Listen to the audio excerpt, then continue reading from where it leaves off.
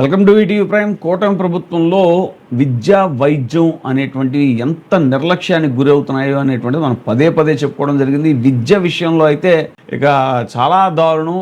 ఆ అమ్మఒడి పథకం కింద దానికి తల్లికి వందనం అని పేరు మార్చి ఇంట్లో ఉన్న పిల్లలందరికీ ఇస్తామని చెప్పేసి లబ్ధిదారుల పేరుతో, అర్హత పేరుతో దాదాపు 3 లక్షల మంది లబ్ధిదారులని పక్కకు పెట్టేసినటువంటి వైనం కానీ, ఇంకా విద్యాశాఖలో జరుగుతున్న అనేక అవకతవకలు, ఇక సరే డిఎస్సి గురించి మనం ఆల్మోస్ట్ 1 వీక్ నుంచి చెప్పుకుంటూనే ఉన్నాము. ఇలా అనేక రకాలుగా ఫీజు రీఎంబర్స్మెంట్ ఇవ్వకుండా ఇలా విద్యని మొత్తంగా విద్యా వ్యవస్థను నాశనం చేసేసి, ఎందుకనంటే చంద్రబాబు నాయుడు గారు రాగానే నారాయణ చైతన్యలకి, కార్పొరేట్ స్కూళ్ళకి, కాలేజీలకి న్యాయం జరగాలి, వాళ్ళకి బెనిఫిట్ జరగాలి కాబట్టి ప్రభుత్వ స్కూళ్ళని, ప్రభుత్వ విద్యని పూర్తిగా నాశనం చేసేటువంటి పరిస్థితి మనం చాలాసార్లు చూసాం. ముఖ్యంగా వైద్యం విషయానికి వస్తే సరే, ఇక ఆరోగ్యశ్రీ అనేటువంటి దాన్ని అటకెక్కించేశారు. ఆరోగ్యశ్రీ బకాయిలు ఇప్పటి వరకు తీర్చలేదు. ఆ నెట్వర్క్ ఆసుపత్రులు అసలు నిలిపివేసి, ఆ మధ్యన చాలా రోజులు నిలిపివేస్తే వాళ్ళని ఏదో బుజ్జగించో లేకపోతే ఏదో బేరసారాలాడి ఇప్పుడు ఇస్తాం అప్పుడు ఇస్తాం అంటూ వాళ్ళని మళ్ళీ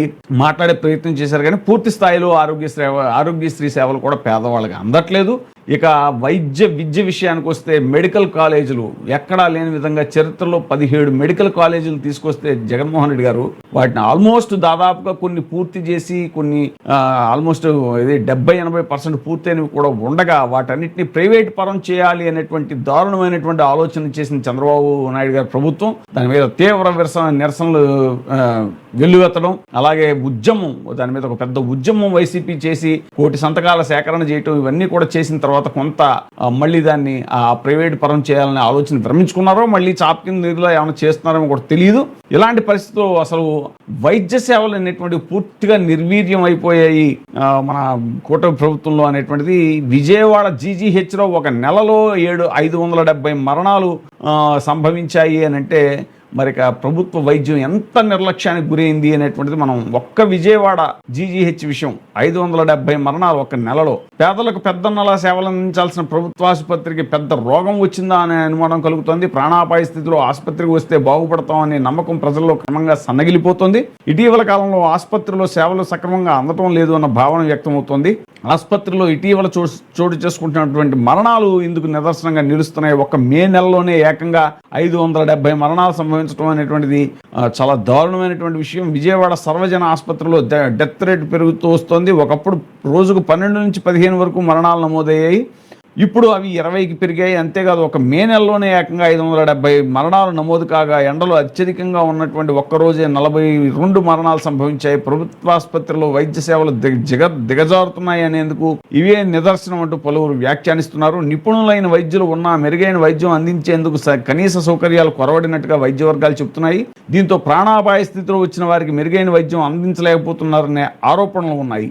ప్రభుత్వాసుపత్రుల్లో రోగులు పెట్టల్లా రాలుతున్నారు. 2026లో జనవరిలో 523, ఫిబ్రవరిలో 524, మార్చిలో 417, ఏప్రిల్లో 484, మేలో 570 మరణాలు అధికారికంగా నమోదయ్యాయి. అంతేకాదు మే నెలలో ఎండల తీవ్రత ఎక్కువగా ఉన్న 3 రోజుల్లో ఒక్కరోజు 42 మరణాలు నమోదు కాగా, మరో రోజు 39, ఇంకో రోజు 36 మరణాలు నమోదయ్యాయి. మొత్తంగా ఏప్రిల్ 25 నుంచి మే 25 వరకు 570 మరణాలు సంభవించాయి. అందుకు ప్రధాన కారణం అత్యధిక ఉష్ణోగ్రతలు అని చెబుతున్నారు. వేసవి తీవ్రత ఎక్కువగా ఉండటంతో ప్రజలు పిట్టల్లా రాలిపోయారు. అంతేకాదు ఆసుపత్రికి వచ్చేసరికి మరణించిన వారు మరో 15 నుంచి 20 మంది ఉంటారని అంచనా. ఇవన్నీ కూడా బ్రాట్ డెత్లు అనేవి ఆసుపత్రి రికార్డులో నమోదు కావు. అయితే ప్రభుత్వ ఆసుపత్రుల్లో అత్యవసర సమయంలో ప్రాణవాయువు అందించే వెంటిలేటర్ల కొరత తీవ్రంగా ఉంది. ఒకప్పుడు వెంటిలేటర్లు 80 వరకు ఉండేవి. వాటిలో చాలా వరకు పాడైపోవడంతో వాటిని పక్కన పెట్టేశారు. ప్రస్తుతం 35 వరకు మాత్రమే ఉన్నాయి. వాటిలో ఎన్ని సక్రమంగా పనిచేస్తున్నాయి కూడా తెలియనటువంటి పరిస్థితి నెలకొంది. ఇటీవల ఎంపీ నిధుల నుంచి 4 వెంటిలేటర్లు అందజేశారు. వాటిని ట్రామా కేర్ వార్డుల్లో ఏర్పాటు చేశారు. ఇంకా ఐసీయూల్లో తీవ్రమైన కొరత ఉంది. ప్రాణాపాయంతో వచ్చిన వారిని ఉంచేందుకు వెంటిలేటర్లు అందుబాటులో ఉండని పరిస్థితి తలెత్తుతోంది.